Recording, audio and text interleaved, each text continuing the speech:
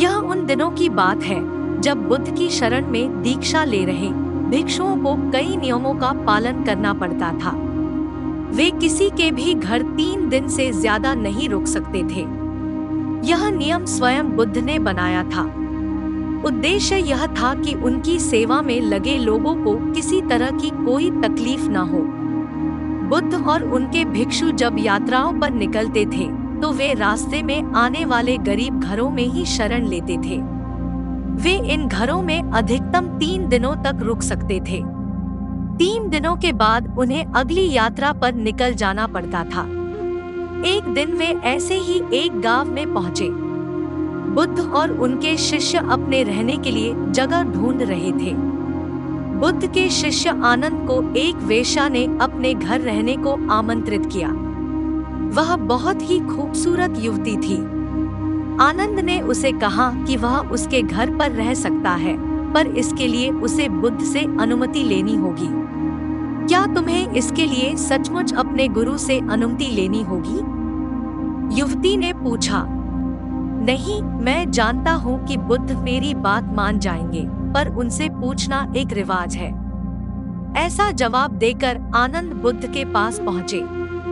हे बुद्ध, इस गांव में 3 दिनों के विश्राम के दौरान एक स्त्री मुझे अपने घर पर आमंत्रित कर रही है, लेकिन वह स्त्री एक वेश्या है। क्या मैं उसके आमंत्रण को स्वीकार कर सकता हूँ? आनंद ने बुद्ध से पूछा। बुद्ध ने आनंद की ओर मुस्कुराकर देखते हुए कहा, अगर वह तुम्हें इतने प्यार से आमंत्रित कर रही है तो तुम्हें उसके निमंत्रण को ठुकराना नहीं चाहिए। जाओ और आराम से उसके घर ही रहो। बुद्ध की यह बात दूसरे शिष्यों को गवारा न हुई। उन्होंने बुद्ध से सवाल पूछा, आप आनंद को एक वेश्या के घर कैसे भेज सकते हैं?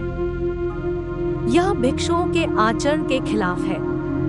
बुद्ध ने जवाब दिया, तुम लोग थोड़ा इंतजार करो, तुम्हें 3 दिनों में अपने सवाल का जवाब मिल जाएगा। सारे शिष्य चुप हो गए। फिर आनंद अगले 3 दिनों के लिए उस वेश्या के घर रहने चले गए और बाकी के शिष्य आनंद की जासूसी में लग गए और सारी बातें बुद्ध के कान में डालने लगे। बुद्ध शालीन मुस्कान लिए चुप बने रहे। पहले दिन वेश्या के घर से आनंद और महिला के गाने की आवाज आई। यह बहुत नई बात थी। एक भिक्षु का वेश्या के साथ यूं गाना गाना। शिष्यों ने कहा, बस यह तो गया। पर दूसरे दिन घर से गाने के साथ नाचने की भी आवाजें आने लगी। अब सारे शिष्य एक स्वर में कहने लगे, अब तो यह पक्का ही गया। तीसरे दिन तो सचमुच ही उन्होंने खिड़की से आनंद और उस महिला को नाचते गाते देख लिया। सबका यह अनुमान था कि आनंद इतनी मौज में है तो वह भिक्षुओं के साथ आगे की यात्रा पर नहीं आएगा।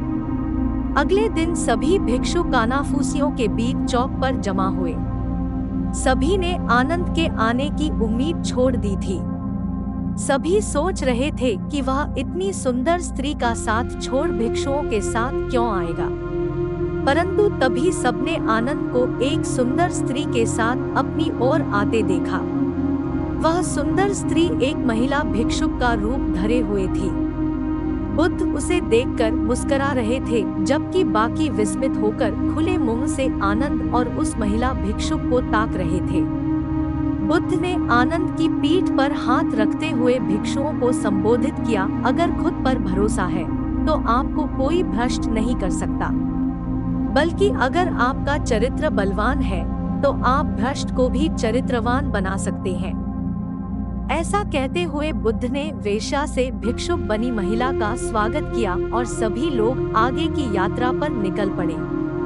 बुद्ध और आनंद की यह कहानी हमें सिखाती है कि अगर हमारी इच्छा शक्ति मजबूत है तो हम किसी भी स्थिति के गुलाम नहीं बनते। यह बहुत मजेदार बात है कि खोट तो हमारे अपने दिल में होता है और शक हम दूसरों पर करते हैं।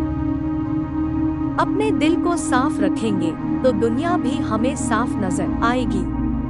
किसी किताब को कभी उसके कवर से न आंकिए। इस बात को समझ ले कि हम अगर पारदर्शी जीवन जिए तो हमें किसी कवर की कभी जरूरत ही नहीं पड़ेगी।